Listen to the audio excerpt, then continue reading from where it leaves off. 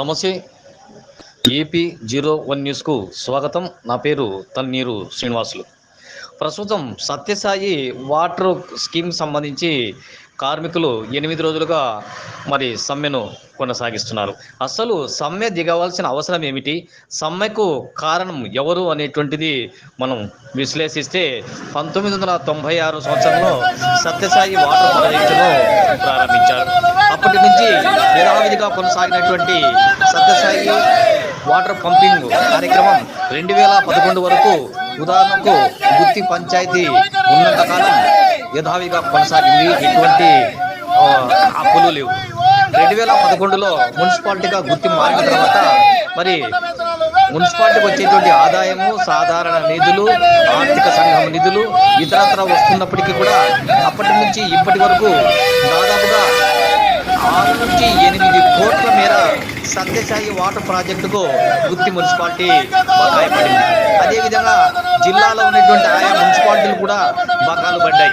YT చెరువు ప్రాజెక్టుకు కూడా 1 నుంచి 2 కోట్ల మేర గుత్తి మున్సిపాలిటీ బకాయి పడింది. ఇటువంటి నేపథ్యంలో మున్సిపాలిటీ నిర్వహణ సక్రమంగా లేక వస్తున్నటువంటి నిధులన్నీ కూడా, వస్తున్నటువంటి రాబడి అంతా ఇతర వాటికి సర్దుబాటు చేసుకుంటూ సాధారణ నిధుల్ని ఇష్టారాజ్యంగా ఖర్చు చేసి సత్యసాయి వాటర్ ప్రాజెక్టు కానీ, తర్వాత వైటీ చెరువు వాటర్ ప్రాజెక్టు కానీ నిర్వహణకు డబ్బు చెల్లించకపోవడంతోనే ఈ దుస్థితి ఏర్పడిందని చెప్పి ప్రజానీకం ఆందోళన వ్యక్తం చేస్తోంది. గుత్తి మున్సిపాలిటీలో కానీ, జిల్లాలో ఉన్నటువంటి ఆయా మున్సిపాలిటీలో కార్మికులకు 4 నుంచి 5 నెలల వేతనం ఇవ్వకుండా ఉంటే ఎలా ఉంటుంది? ఉద్యమాలు చేయరా? అటువంటి సందర్భంలో సత్యసాయి వాటర్ ప్రాజెక్టుకు మున్సిపాలిటీలు డబ్బు చెల్లించకపోతే వారి పరిస్థితులు ఏమిటి? వారి కార్మికులు ఏమి తిని బ్రతకాలి, ఎలా జీవించాలనేది అధికారులకు అర్థం కాదా?